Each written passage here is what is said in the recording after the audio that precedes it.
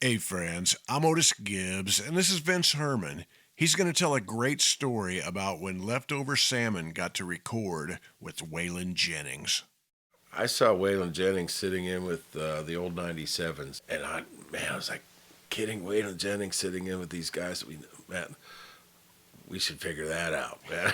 I want to see that. We got on Hollywood Records, and they gave us a budget to make a fantasy island kind of record here in Nashville with Randy Scruggs producing, and Randy was able to kind of go after our wish list of folks to be on the record, and Waylon consented.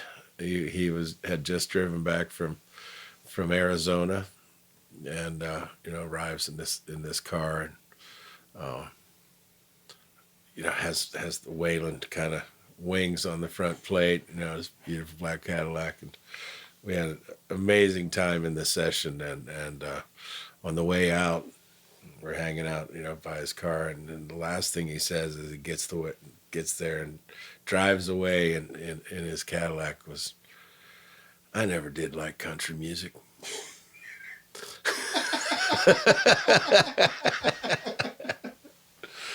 But yeah, to record with him at Randy's was just an epic experience, to be sitting across the mic, from him improvising, and it was just unbelievable. And the stories he told, and everything was just pure gold that day. Do you remember any of the stories? Well, there was one, of course, he said, "I'd have to kill you if you." I guess I'm safe now, but they'd played a festival with so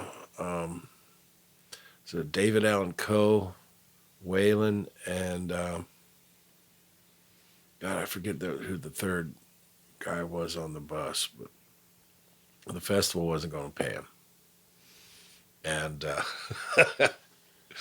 so they decide, all right, well, we're just going to go to the front gate and block the front gate with the bus until they come up with the money, So they're out there, right next to the ticket booth and all that. Just they're not. It's going on. It's like half an hour, 45 minutes or so. They ain't coming up with the money, and it's getting pretty frustrated, David Allan Coe gets off the bus, and opens up one of the bays, and gets back on the bus and said, "Let's go." I said, "No, we're getting another. No, we should go. We want that. Don't worry, just go." And as they're pulling away, the ticket booth blew up. He had a quarter stick of dynamite underneath the bay. I don't think anyone was injured in the event, but It's the wrong group of people. yeah, it's the wrong group of people not to pay at a festival, God, I would have hated to have been that promoter. Wow. Can you imagine telling those guys we're not going to get you paid?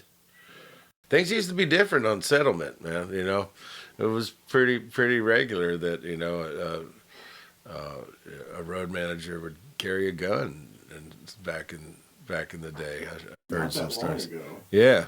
We were managed by Chuck Morris from Denver, who had managed the Dirt Band and done the first hippie Colorado band comes to Nashville to make a record, with the circle be unbroken, of course, So, we told Chuck we wanted to do something like that, and he made it happen. Hollywood Records was essential for making that go. And I guess they saw it as a chance for, to dive into that older market, with some young guys, perhaps, Yeah. I don't know what advantage they saw of it, But anyways, they let us do it, and we had Waylon and Lucinda and Taj Mahal, Earl Scruggs.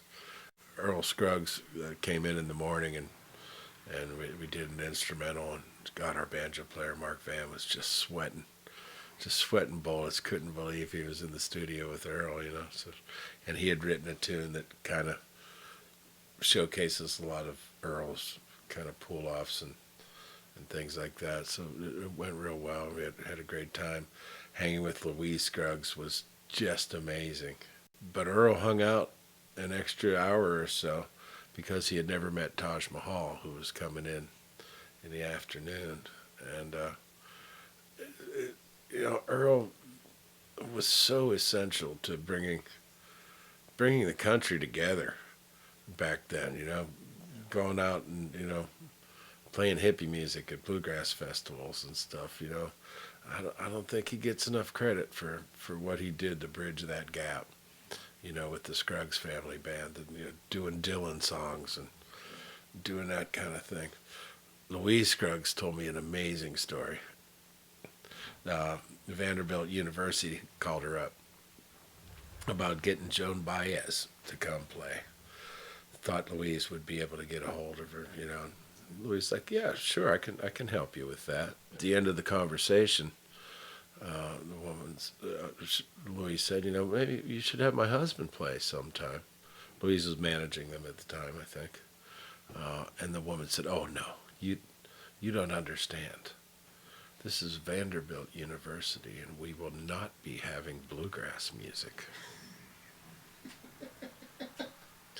The next year, the Scruggs family band released Live at Vanderbilt. That's who Louise Scruggs was, man. And here's to her, you know, a true pioneer, man, just like Earl, you know. Great family.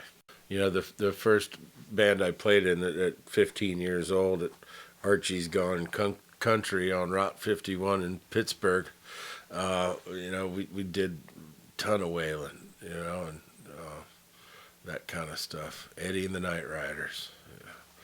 So yeah, that music's been deep in me for a long time. I grew up, you know, in Pittsburgh, and it was all about Southern rock, and you know that outlaw country stuff, for sure. Growing up, like I say, I grew up in Southern Pittsburgh. Not far north of the Manson-Nixon line. The Jack Lambert side. Yes, yes. Actually, went to the same high school as Bill Cower. Okay. Yeah. That means something, folks.